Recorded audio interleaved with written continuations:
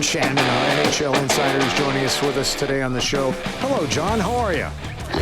I'm great, Bryn. I miss you. Yeah, well, it wasn't that long ago we were talking hockey right from the arena, but nonetheless, it's when it's 31 degrees, it's you're into the dog days of summer here a little bit, but we do appreciate you coming on to talk about the CBA, because I know we talked a little bit about this at the conclusion of the season. I was playing that clip because it used to be so acrimonious when the two teams, the two sides used to get together back in the old days. I hate going down that road, but this thing just has gone along almost so smoothly. Is that a good take on this one or no? Oh, I think it's a great take. And to put it in perspective, I know I'm old enough and have been involved in the National Hockey League with every labor stoppage that has ever occurred. Right. Which includes the only player strike that existed in 1991, and then the subsequent lockouts in 94, 2004, and 2013. And by the way, if you worked for the league, and I've joked about this dozens of times, if you worked at the league, the lockout was called a work stoppage. Yes. It's all about how you word it. It's all semantics, But I was involved. But the first time we had this issue in 1991, it was a player strike. The players literally walked off the job for around 10 days. And it really caused a lot of strife, and the owners panicked and got things back together for at least some short-term labor peace for 3 more years. Hey, before we talk about this agreement, I do want to go back and try to figure out, okay, so what has happened here over the many years where, with Bob Goodnow, it always seemed to be very, what's the word? It just, I don't know. Acrimonious. Acrimonious is the word. I was going to go back down that road with that word, and I think that's probably the best way to put it. It just seemed like they never agreed on anything until when they finally signed off on things. But what's happened here? I think there's one word, or maybe two. Transparency and trust. And the one thing that I can tell you in Bob's time in the National Hockey League, whether I was dealing with John Ziegler, who was the president the first time around, or with Gary, who started in 93, so the lockout in 94 was under Gary's watch, there was no trust because the players thought that the owners lied about everything. The owners lied about how much money they were making. They lied about how much money they were losing. There was no trust at all. And really what has had to happen in order for the players, the owners, and the fans to get on the same page it is a belief that the numbers we are talking now are accurate numbers. And what has happened is the league has had to open its books to say, here's the truth about this situation. Here's what's going on. Here are the teams that are making money. Here are the teams that are losing money. How do we solve these issues? How do we create revenue sharing amongst the teams? So that transparency and trust, which really started to occur, I think, with Don Fear, because he was a real believer in that, and I think there was a great deal of respect between Gary and Don. And then I think it's just worked that way much better with Marty Walsh in the position that he was in order to try to make the game better. And so those are the two words I think that are different now than in the 90s, where there was absolutely no transparency and guaranteed no trust between the sides. Well, ownership has changed a lot too. Bill Wirtz was tough to deal with. The Jacobs family was tough to deal with. Harold Ballard was tough to deal with. It just seems like the owners are like a different breed these days. But I think that came when there was a realization that if the National Hockey League wanted to get on the same level or even close to the same level as the National Basketball Association or Major League Baseball or the NFL, and remember, this was 30 years ago, and the gap between the four leagues was not that different. They had to have someone in charge that could grow the game and grow the business, and that happened when they hired Gary Bettman from the NBA. And here we are now with Gary in year 33, and now the longest tenured commissioner in professional sports in North America, growing the business from something that in 1994 was a $400 to $500 million business to a $7 billion business. I've told this story many times as well.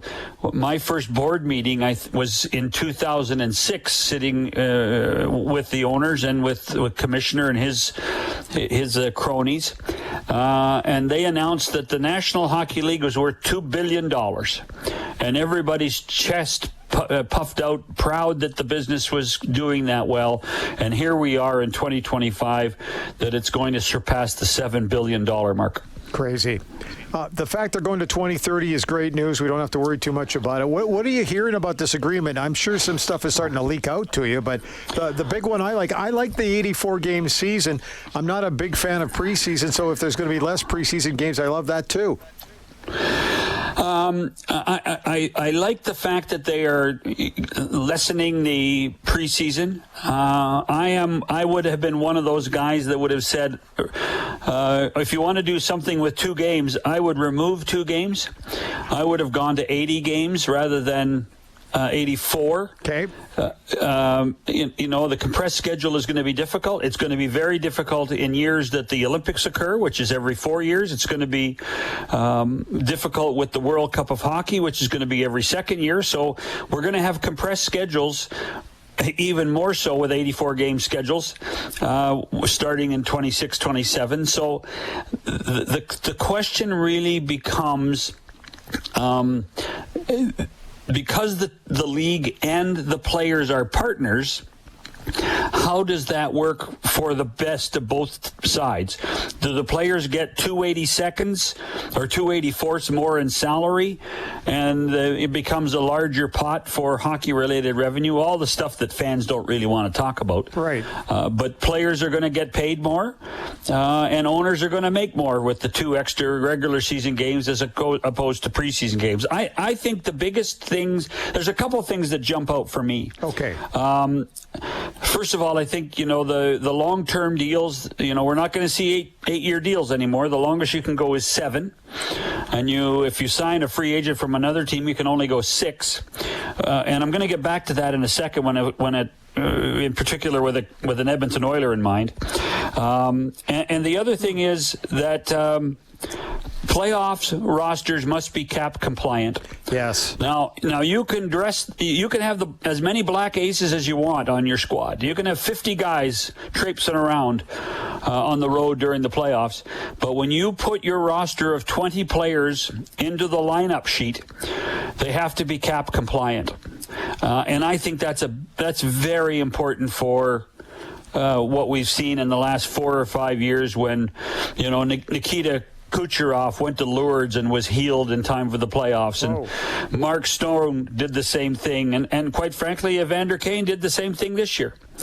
And that loophole is going to effectively be closed in the 26-27 season.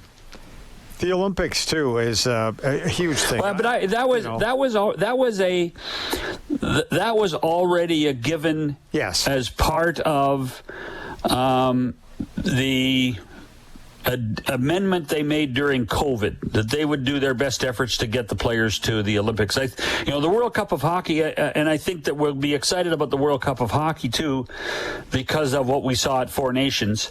But those things to me were already part of the DNA of the game at this point. You suggested that there was an Edmonton Oiler you wanted to talk about. So here's the deal. Yes. I've been doing some digging, and this CBA does not really effectively come into play until September of 2026. But I've asked the question of a few people on both sides of the ledger, the PA and the league, and I said, so if I'm an unrestricted free agent, on July 1st, 2026, am I going to sign on the basis of the new deal or the current deal? The new deal would allow me to sign for 8 years. Right. The new deal would allow me to have a lot of money deferred. The new deal would give me a larger signing bonus. But what's going to happen in the new deal? Sorry, the old deal will allow me all those things. I'm getting confused here. I know what you're saying. So the old deal, I could get a bigger signing bonus up front. I could get deferred money. I could sign for 8 years. That's the old deal. The new deal, signing bonuses are going to be limited.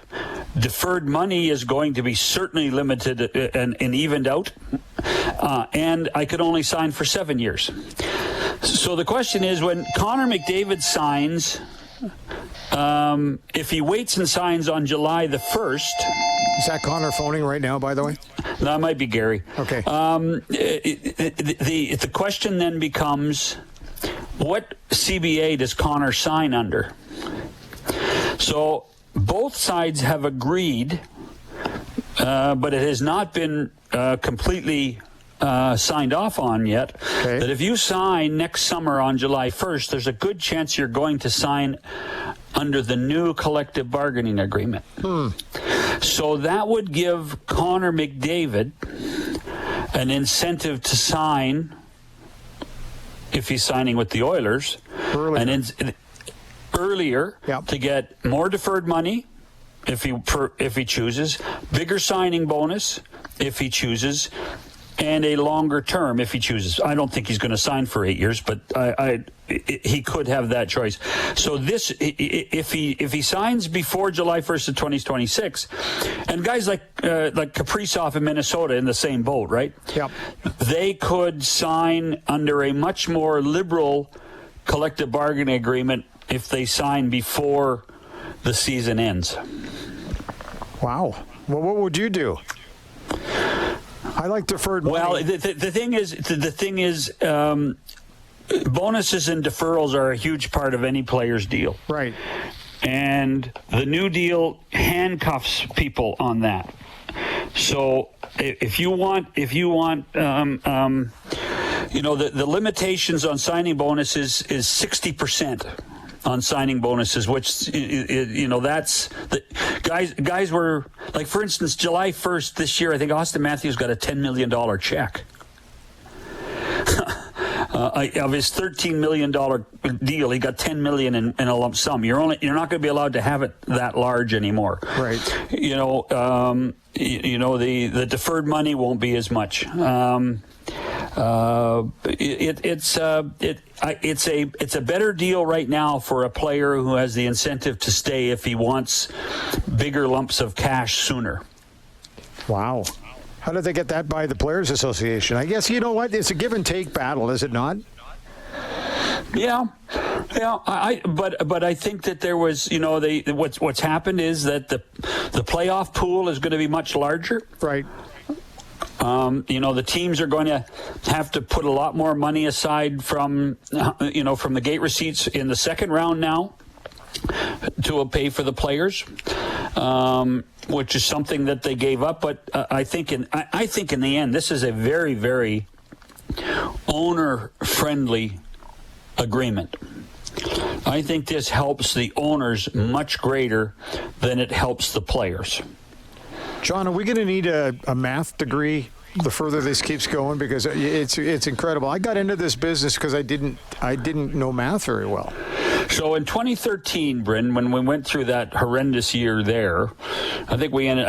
I remember standing outside the NHL office in at the end of December, and it was about 20 below zero.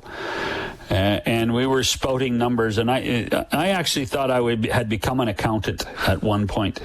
Yeah. And I vowed never to stand outside in the cold for a collective bargaining agreement again, and I haven't. And the good news is I won't have to. By 2030, by that time, I'll be in a home, so it's okay.